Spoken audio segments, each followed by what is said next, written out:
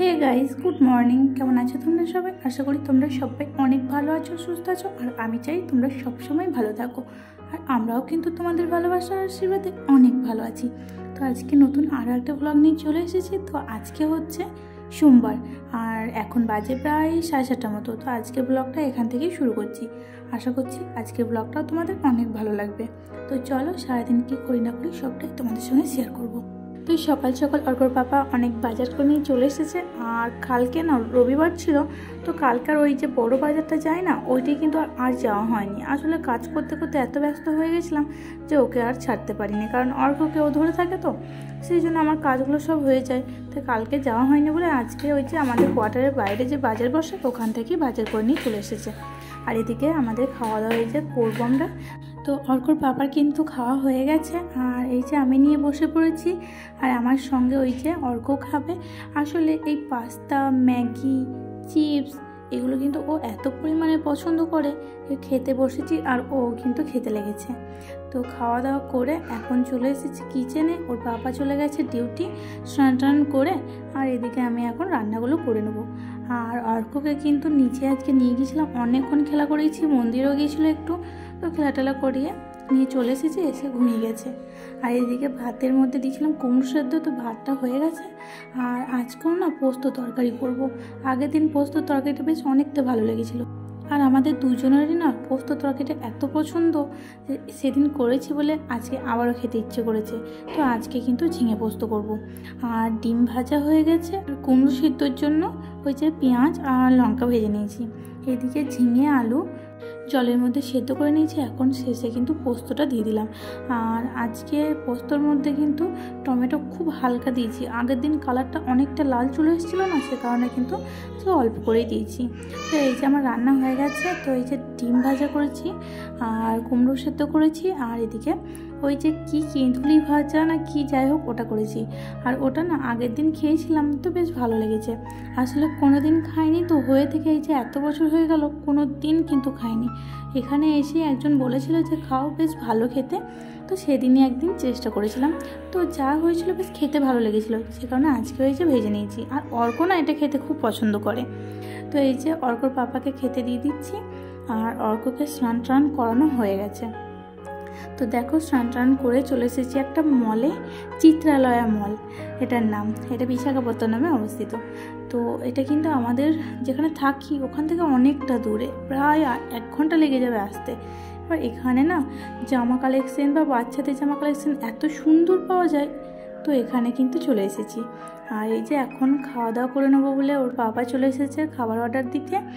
আসলে অনেকক্ষণ এসেছি, তো সে কারণে একটু খিদেও পেয়ে গেছে।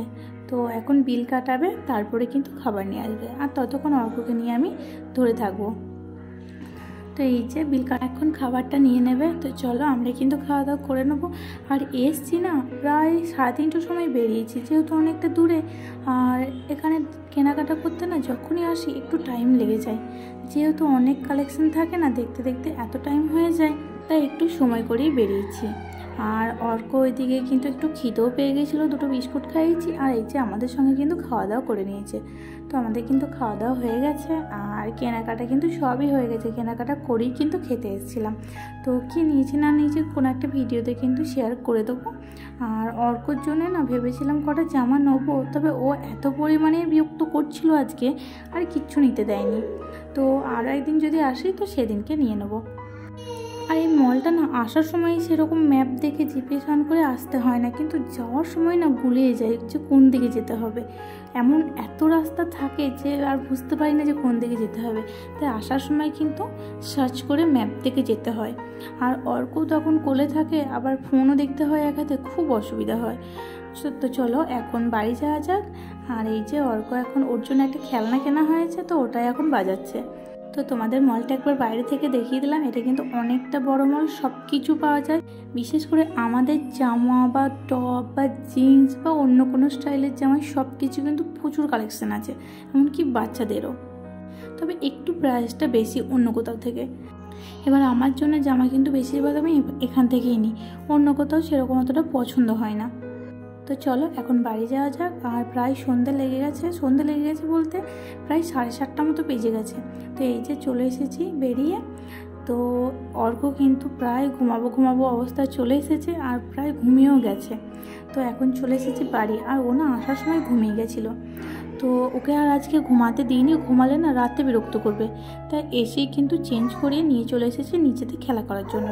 আর ওখান থেকে বাড়ি এসে না অর্ককে একটু দুধও খাইয়ে নিয়েছি। আসলে অনেকক্ষণ খেয়েছে তো খিচুড়ি, তারপরে ওখানে নিয়ে গিয়েছিলাম, ওখানে অনেকটা দৌড়াদৌড়ি করেছে, বাড়ি এসে ওর খিদেও পেয়ে গেছিলো, তাই ঘুম থেকে তুলে ওকে খাইয়ে নিচে নিয়ে চলে এসেছি।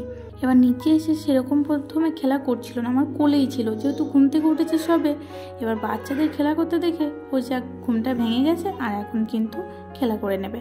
তো ওকে অনেকক্ষণ খেলা করাবো, তারপরে ওই যে 8:30টার সময় ওকে কিন্তু উপরে নিয়ে চলে যাব।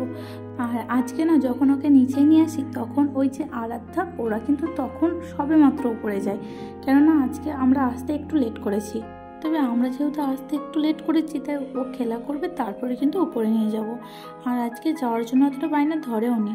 তো চলো ও এখন খেলা করে নিক। আর ও এখনও অবধি যতক্ষণ খেলা করে বা যেদিকেই যায় ওর পেছু পেছু কিন্তু সব সময় যেতে হয়, কেননা ও এখনও সেভাবে কিন্তু নিজেকে সামলাতে পারে না, অনেক সময় পড়েও যায়।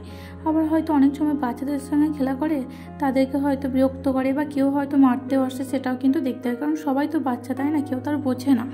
আবার অনেক সময় দেখি কোথাও কিছু দেখলে সেখানে হাতও দিয়ে দেয়, যে কারণে একটু ভয় লাগে।